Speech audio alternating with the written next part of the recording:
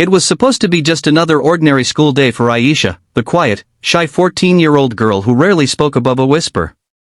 She always kept to herself, head down, books clutched tightly to her chest. Most of her classmates barely noticed her, except for the wrong people. 3 girls, Ria, Simran, and Tara, had made it their mission to make Aisha's life miserable. They called her mute mouse, tripped her in hallways, stole her lunch, and laughed when she blushed in humiliation. Today, though, their cruelty was about to cross a line they didn't even realize could destroy them. It was just after lunch break when Aisha walked down the corridor toward the library, holding a small notebook. It wasn't just any notebook, inside were sketches and secret poems about her late mother, who had passed away last year. This was her safe space, her only treasure. But as she turned the corner, Ria's hand shot out and snatched it. "What you got there, mouse?" Ria sneered, flipping through the pages. "Give it back." Aisha's voice trembled. "Ah, look, girls, she writes little poems about her dead mommy." "How cute," Simran mocked, forcing a laugh. Aisha's stomach twisted. Her eyes darted around for a teacher, but the hall was empty. Then Tara whispered something to Ria, and suddenly, the 3 surrounded Aisha like wolves. "Let's take her to the bathroom," Tara smirked. "We'll give her a real story to write about." Before she could react, they grabbed her arms and dragged her toward the back corridor. Aisha's heart pounded, she tried to pull free, but Ria's grip tightened painfully. The girls shoved her into the farthest stall of the girls' bathroom, where the flickering light made everything feel colder. Simran pulled out her phone, smirking. "Smile for the camera, mouse. We're gonna make you famous." Aisha's throat closed up. She could hear her own heartbeat, feel tears burning her eyes. She thought about her father, Major Samir Khan, an officer in the city's SWAT team, but he was miles away, training somewhere. He couldn't save her now.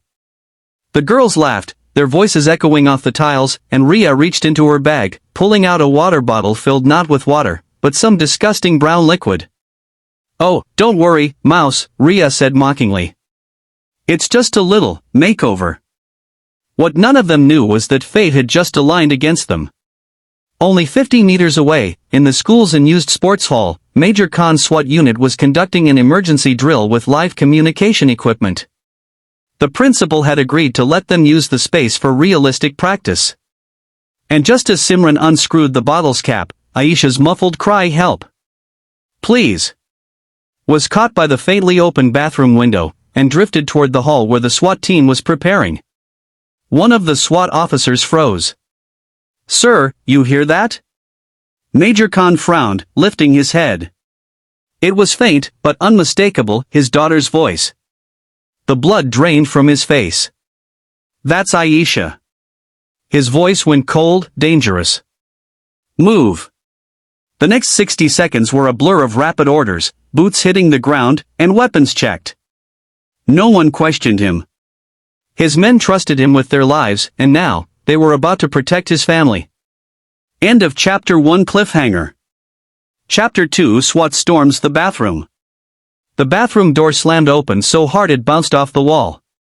Ria, Simran, and Tara froze, their smug expressions shattering as 6 black-clad figures in tactical gear filled the doorway like shadows from a nightmare. The first man to step forward, helmet visor up, jaw clenched, was Major Khan. His eyes went straight to Aisha, crouched in the corner, her hands trembling. "Aisha, come here," he said, his voice low but full of unshakable authority. She ran to him, burying her face in his chest. He wrapped one arm protectively around her and then looked at the bullies. The girls tried to stammer excuses. "We were just on your knees. Now." The command wasn't shouted, but it hit like a gunshot. The SWAT officers stepped forward, separating the girls from Aisha, their presence radiating intimidation. One officer confiscated Simran's phone, another kicked away the bottle. The girls started crying, but there was no sympathy in the room. Major Khan didn't need to raise his voice. "You think dragging someone weaker into a corner makes you powerful? You have no idea what power is." His tone was ice. "Power is when you protect, not when you hurt." The school principal, alerted by the noise, rushed in and froze at the scene. The girls were escorted out, pale and shaking, to be handed over to their parents and the police. Aisha clung to her father's side, still shaken but safe. Khan knelt down in front of her. "You're stronger than you know, Beta. But next time, shout as loud as you can. Your voice is your weapon." Aisha nodded, tears in her eyes, but this time, they weren't tears of fear. They were relief.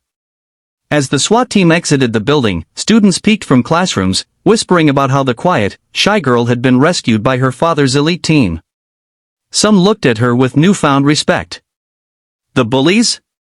They would think twice before ever touching anyone again. Narrator voice for YouTube ending.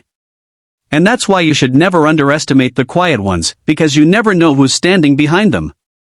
If you want more stories like this, full of courage, justice, and heart-stopping twists, hit that subscribe button right now. Your support helps us bring you the most powerful real-life inspired tales every week.